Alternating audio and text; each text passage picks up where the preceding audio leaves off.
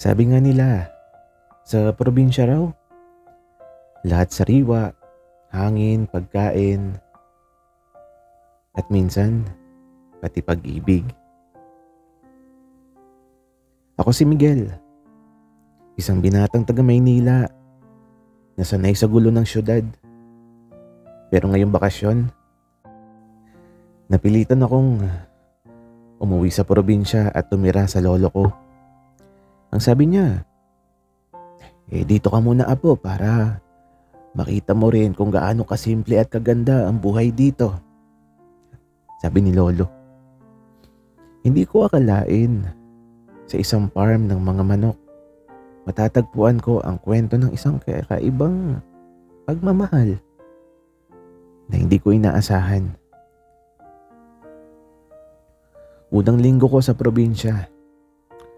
Maaga pa lang, nagising na ako sa tilaok ng mga manok at halakhak ng mga bata sa kalsada. Sa totoo lang, namimiss ko yung kape sa Starbucks. Pero sabi ni lolo, kailangan ko raw subukan ang lokal ng kape dito. At higit sa lahat, bumili ng sariwang itlog sa farm ni Kuya Andoy. Kaya dali-dali ako naglakad papunta sa maliit na farm. Doon ko unang nasilayan si Gandoy. Patangkad, moreno. May pawis sa noo habang nag-aayos ng mga tray ng itlog. Parang eksena sa pelikula. Ang araw tumatama sa braso niyang nangingintab sa pawis. At ako naman, parang natulala. Kuya, pwede po bang bumili ng itlog? Napalunok ako. Napatingin siya sa akin at ngumiti. Isang ngiting parang kayang tunawin ang init ng araw. Ikaw pala yung apo ni Mang Cardo. Oo naman. Ilang piraso ba ang gusto mo? Depende sa'yo. Napalakas ang sabi ko. Kaya mabilis ako nagtakip ng bibig ko. Nagulat si Andoy pero bigla siyang natawa. Sa akin, ilang itlog ba ang kaya kong ibigay sa'yo?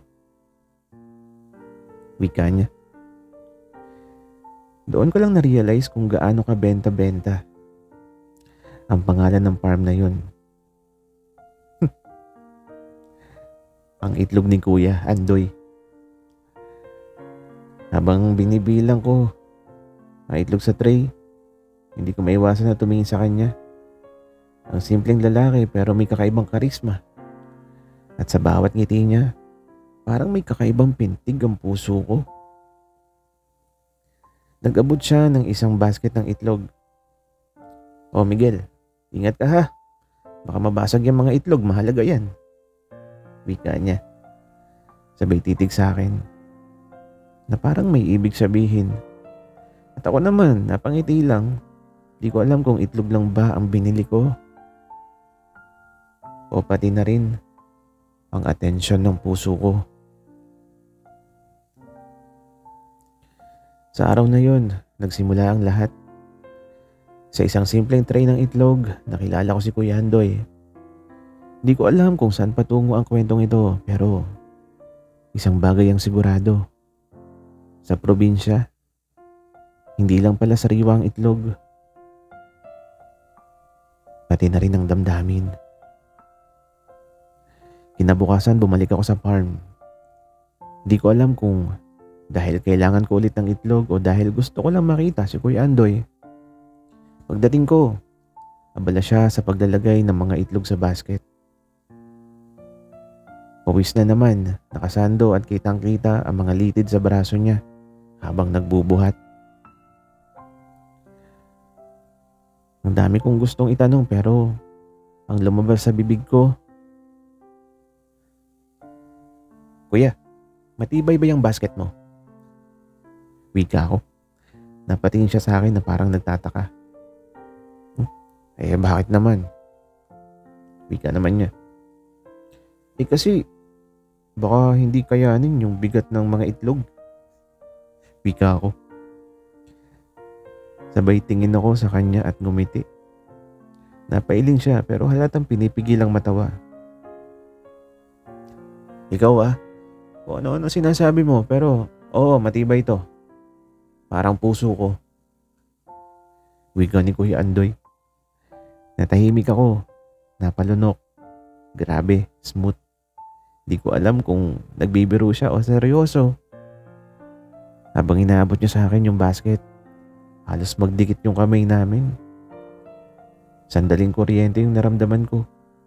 Yung tipong parang may dumaan na spark. Agad akong umiwas at kunwari, nag-ayos ng buhok.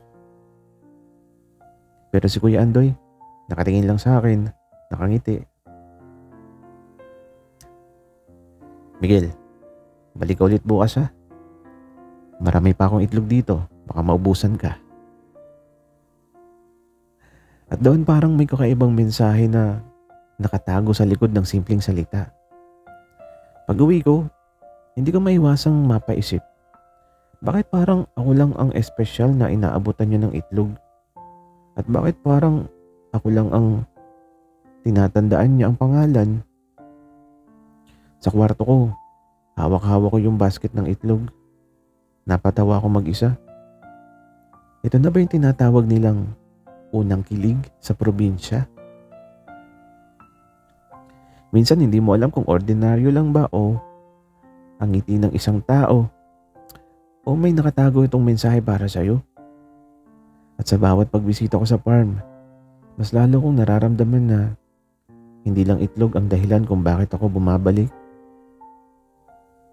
kundi si Kuya Andoy mismo. Maaga akong nagising dahil hindi ako mapakali. Para bang hinihila ako ng farm ni Kuya Andoy. Kaya kahit hindi pa ako tinatawag ni Lolo, naglakad na ako papunta dun. Pagdating ko, nabutan ko siyang nagpapakain ng mga manok. Naka-t-shirt lang siya, basa ng pawis at habang nagtatapon ng darak, bigla siyang napatingin sa akin. Uy, Miguel, ang aga mo Naparito ka na naman. Ngumiti ako. Oo, baka kasi maubusan ulit ako ng itlog. Napangisi siya. Sabay sabing, para sa'yo, laging may nakareserba. Nag-init ng pisngi ko, hindi ko alam kung dahil sa araw o dahil sa kanya. Habang tumutulong ako na maglagay ng mga itlog sa tray, biglang dumulas ang isang tray sa kamay ko. Agad niya itong sinalo ng kamay, kaya halos magdikit yung mukha namin. Paramdam ko yung bilis ng tibok ng puso ko. Sandali kaming natahimik. Narinig lang namin yung tahol ng aso at tilahok ng manok sa paligid. Miguel, ingat ka. Baka mabasag. Hindi lang ang itlog. Bulong niya na halos pabulong. Parang dumubog ang sikmura ko sa kilig. Napaatras ako at nagkunwaring abala. Kuya, pasensya na. Medyo clumsy ako. Wika ko. Ngumiti lang siya, sabay-sabing, hindi bale. Nandito naman ako para saluhin ka. Kinakabahan ako kay Kuya Andoy. Nung pauwi na ako, dala ko yung basket ng itlog. At dala ko rin ang tanong na hindi ko masagot. May ibig sabihin ba mga titig niya? O baka ako lang ang umaasa? Sa kulungan ng manok, doon ko unang naramdaman ang kakaibang init at kaba na hindi ko pa naranasan kahit sa Maynila. At habang lumalalim ang simpleng usapan namin ni Kuya Andoy, pakiramdam ko, unti-unti na ring lumalalim ang lihim na damdamin ko para sa kanya. Isang hapon dumaan ulit ako sa farm. Mainit ang araw, kaya nagdesisyon si Kuya Andoy na magpahinga muna sa lilim ng isang malaking puno sa tabi ng kulungan ng mga manok. Doon siya nakaupo, nakahubad ng t-shirt at pawisan. Hawak-hawak ang bote ng malamig na tubig. Nang makita niya ako, ngumiti siya. Miguel, lika. Pahinga ka muna dito. Huwag kang laging nakatayo. Wika niya sa akin. Umupo ako sa tabi niya. Ramdam ko yung init ng hangin pero mas ramdam ko yung init ng presensya niya sa tabi ko. Inabot niya sa akin yung bote ng tubig. Tikman mo. Galing sa poso, malamig yan. Uminom ako. At nung ibalik ko na, hindi ko napansin na nagdikit yung mga daliri namin. Pareho kaming napatigil, tahimik lang. Tumingin siya sa akin, diretso yung sa mga mata ko na may parang gustong sabihin. Tapos sabi niya, Miguel, alam mo, iba ka. Kinabahan ako, pinilit kong ngumiti. Tapos sabi ko, iba? Ha? Bakit naman? Tapos sabi ni kuya, kasi simula nang dumating ka, parang gumaan yung araw-araw ko dito sa farm. Hindi ko alam, basta iba. Hindi ko alam ang isasagot ko. Para bang nalusaw ako sa bawat salita niya. Sa ilalim ng puno, sa simpleng hapon, naramdaman kong hindi na simpleng pagbili lang ng itlog ang dahilan kung bakit ako palaging bumabalik. Tahimik kami ng ilang sandali hanggang sa bigla siyang nagbiro. Kaya siguro ubos lagi yung itlog ko kasi lagi kang bumibili. Sabay tawa. Ako naman, napailing pero hindi na mapigilan ng kilig. Sa isip-isip ko, oo kuya, ubos na nga. Pati puso ko, sa'yo na napunta. Sa ilalim ng puno, may mga bagay na hindi kailangan ng maraming salita para maintindihan. Isang ngiti, isang titig, at isang simpleng bote ng tubig lang sapat na para maramdaman kung may kakaiba talaga sa pagitan namin. Lumipas ang ilang araw pero mas lalo akong napapadala sa farm ni Kuya Andoy. Hindi na ako bumibili ng itlog lang. Kung tutuusin, sobra-sobra na yung laman ng kusina ni Lolo. Pero bakit ba parang hinahanap-hanap ko ang lugar na yun? O baka siya mismo. Isang hapon dumating ako at nadatnan ko siyang nag-aayos ng mga tray. Hoy, Miguel! Sipag mo naman bumisita. Halos araw-araw ka na nandito. Ngumiti ako. Pilit na nagtatago ng kaba. Kasi masarap yung itlog mo, kuya. Wika ako. Napahalakak siya. Alam mo, iba talaga yung sense of humor mo. Pero sa totoo lang, bigla siyang tumigil. Parang nag-iisip kung itutuloy ba niya. Lumapit siya ng konti at ako naman parang natigilan. Ramdam ko yung init ng hininga niya at seryosong tingin na halos sumisilip sa kaluluwa. Tapos sabi niya, mas masarap kausap ikaw kaysa kahit sino dito sa baryo. Parang huminto yung oras. Hindi ko alam kung ano yung sasabihin ko. Napangiti na lang ako at tumingin sa malayo pero ramdam ko yung pamumula ng pisngi ko. Bigla niyang kinuha yung isang itlog at inebot sa akin. Oh Miguel, para sa'yo, isa lang, espesyal.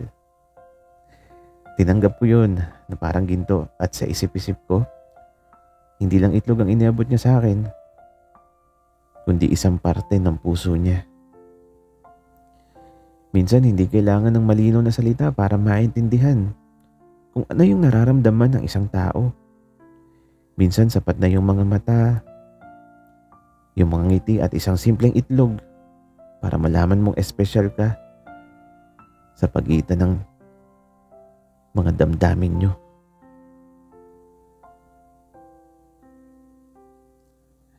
Kinabukasan, di ko na alam kung bakit nanginginig yung kamay ko habang papunta sa farm. Siguro dahil ramdam kong may kailangang mangyari. Hindi na pwedeng puro biro lang at paligoy-ligoy. Pagdating ko doon, nandun si Kuya Andoy. Nakaupo sa bangko sa harap ng kulungan ng mga manok. Parang may hinihintay. Nang makita niya ako, ngumiti siya. Yung ngiti niyang matagal ko nang kinatatakutan at kinahuhumalingan.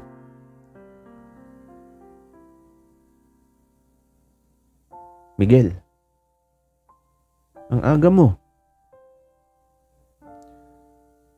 Umupo ako sa tabi niya. Sandali kaming natahimik. Tanging huni ng mga ibon at tilaok ng manok ang maririnig. Huminga siya ng malalim at sa hindi ko inaasahan, bigla niyang inilapag sa kamay ko ang isang tray ng mga itlog. Pero kakaiba to. Kasi may isa ron na may nakasulat na pangalan ko gamit ang pentel pen.